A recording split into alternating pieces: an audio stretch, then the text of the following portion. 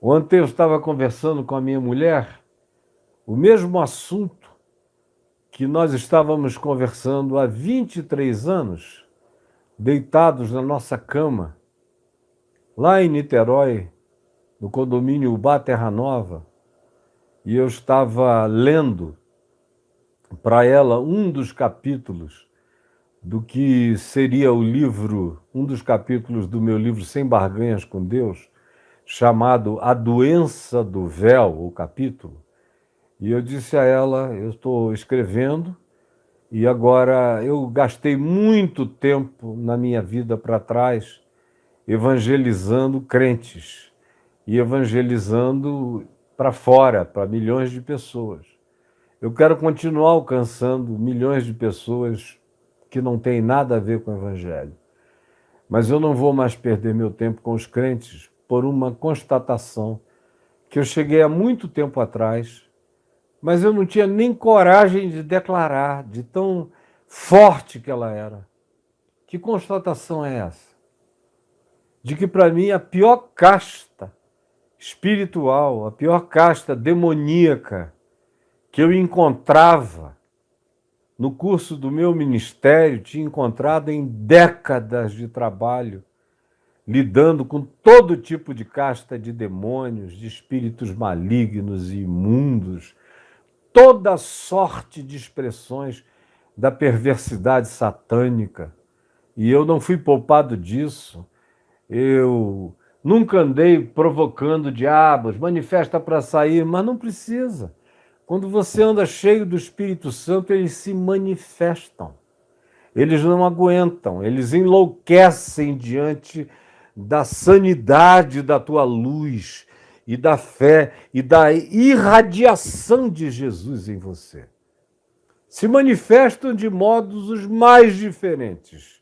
Nem todos do mesmo modo, mas você que anda com discernimento de espíritos, os detecta com uma facilidade enorme.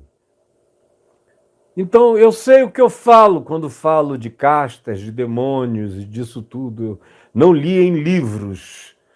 Muitos se basearam para escrever livros fundados no que eu tinha experimentado, dito e falado. E até hoje é assim. Eu nunca li um livro que me tenha ilustrado nada sobre o mundo espiritual. Ao contrário, eu teria muito o que contar a eles, para eles melhorarem bastante a visão deles a respeito do tema e dessas dimensões todas. Então, o que a gente vê aqui, eu disse para a Adriana naquele dia na cama, foi: eu vou enfrentar a potestade que habita o cristianismo, e no cristianismo a potestade demoníaca mais terrível que eu conheci até hoje, que está dentro das igrejas e no coração dos pastores. Tem pastor cheio de demônio, cheio de mentira e de engano deliberado, completamente conscientes do mal que fazem, mas eles decidiram que o evangelho será para eles apenas fonte de lucro e se dedicam a esse engano. E tem alguns deles que, inclusive, se utilizam de bruxarias e de feitiçarias e até de magia negra, pedindo poder espiritual para o seu ministério, gente que eu conheço. Eu não ouvi falar, eu conheço essas pessoas. Ou então conheço as que as acompanhavam para esses ritos. Alguns dos mais conhecidos no Brasil, falando em nome de Jesus a mentira de Satanás, citando a Bíblia deslavadamente, com a unção do inferno, com os objetivos, como me confessaram tantas vezes, ao me dizerem: Caio, tudo que você prega está certo e é o certo, mas não dá certo. E a gente quer poder, a gente quer dinheiro, a gente quer fama, a gente quer meios de estabelecer o controle e de determinar, inclusive, as finalidades políticas desse país, conforme a nossa orientação. E eles seguiram e estão tentando até hoje fazerem o que me diziam e que eventualmente pararam de me dizer por vergonha absoluta, pelo fato de verem que eu me tornei inimigo da causa deles, da mentira deles, do endiabramento piedoso, da Bíblia na mão deles, que parece um livro de feitiço. A Bíblia na mão deles é um manual de magia negra. A Bíblia na mão deles é uma espécie de Bíblia de Satanás.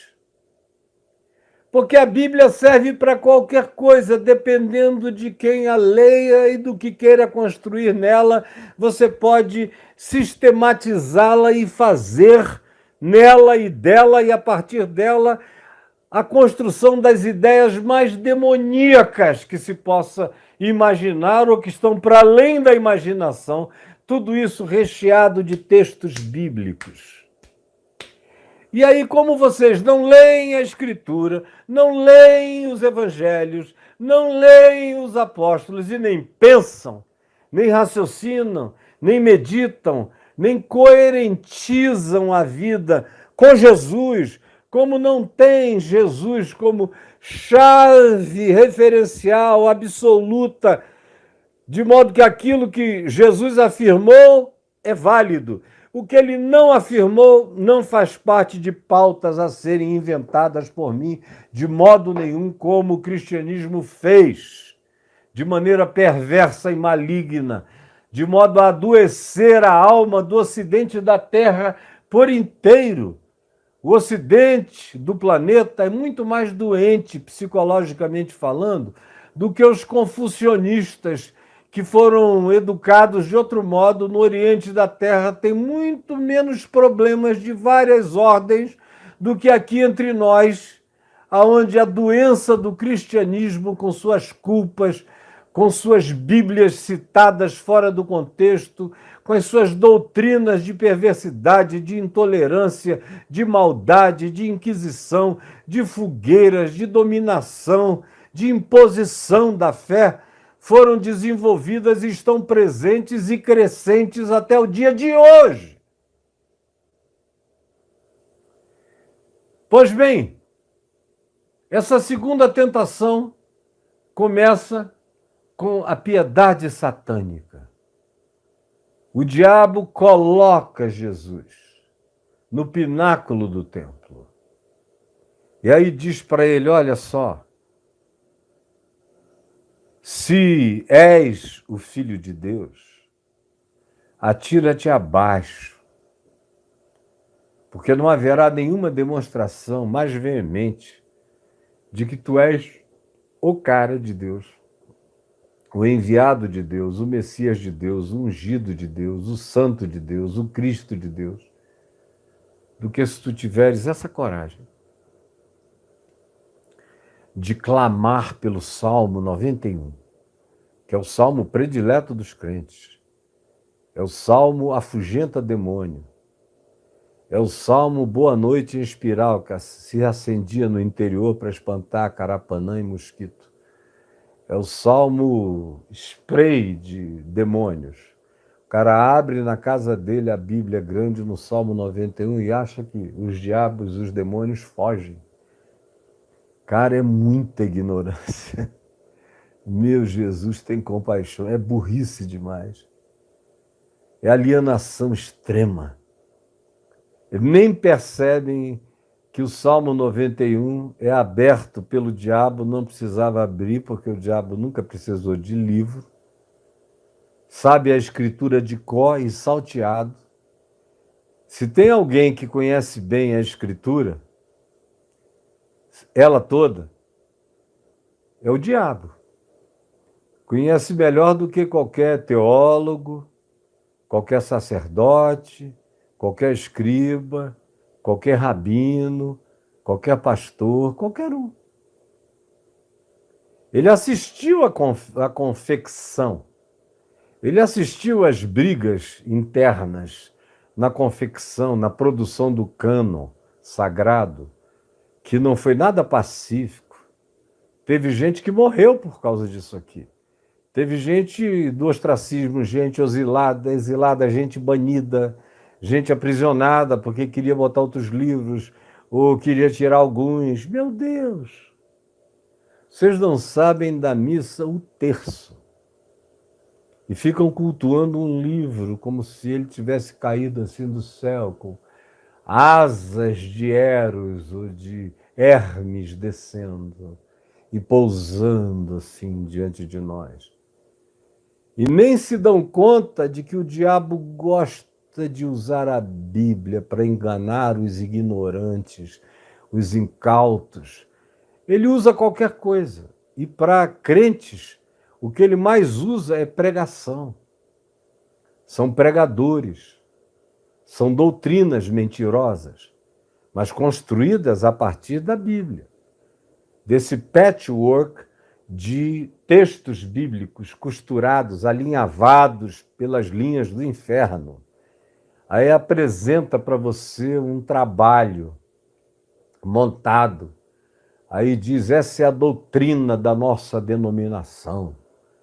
Aí você come aquilo ali como se fosse palavra de Deus.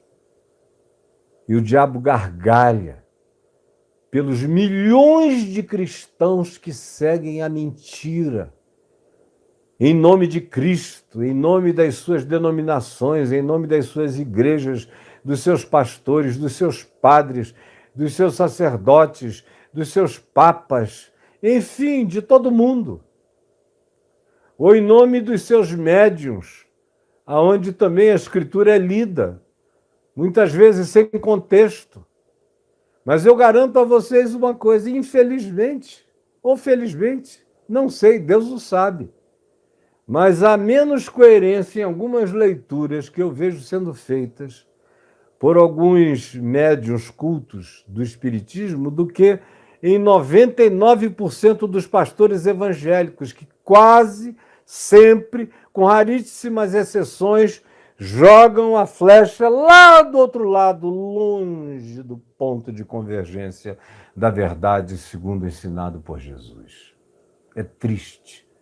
Aí quando eu disse isso a Adriana, eu vou me levantar e vou viver os últimos dias da minha vida pregando para os de fora e enfrentando os de dentro, porque é dentro que está a pior casta.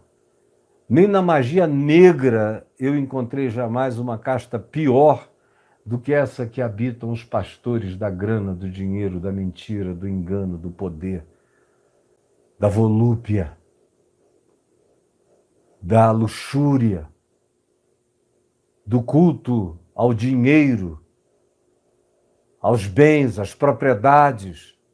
São almas vendidas ao diabo, enganando pobrezinhos de crentes simples, que têm uma tendência enorme pela própria ignorância e pela falta de conhecimento, a tendência de se tornarem fanaticíssimos e vítimas deles. Eu sei que eu vou apanhar mais do que jamais, mas não interessa, eu vou viver até o último dia para expor as devocionalidades de Satanás. Quando eu acabei de falar isso, a gente estava deitado aqui na cama, ela no meu braço, eu com a Bíblia aberta, a gente conversando, tinha uma lâmpada aqui do meu lado, outra lâmpada do lado dela, na cabeceira da cama. Quando eu acabei de dizer isso, as duas explodiram. Pá! E nós dois tivemos um testemunho concomitante de que aquilo era obra de Deus. Era raiva de diabo e era validação do trabalho do Espírito Santo, dizendo, vai, que agora tu tocaste no nervo mais exposto de Satanás, que está dentro daquilo que chamam igreja. Mas onde Jesus bate do lado de fora, querendo ver se existe ainda alguém dentro que possa ouvir a sua voz, alguém que possa abrir a porta para cear com ele, e ele com tal pessoa. Para mim foi um selo extraordinário. De lá para cá, eu tive milhares de validações de que eu estou fazendo a coisa certa na hora certa e não podia ser diferente. E com a unção do Espírito, com a necessária provocação do Espírito Santo, contra todos aqueles para quem, como disse Paulo, escrevendo a Timóteo, a Tito, sentirão coceira nos ouvidos quando ouvirem o evangelho puro e verdadeiro, eles não aguentam.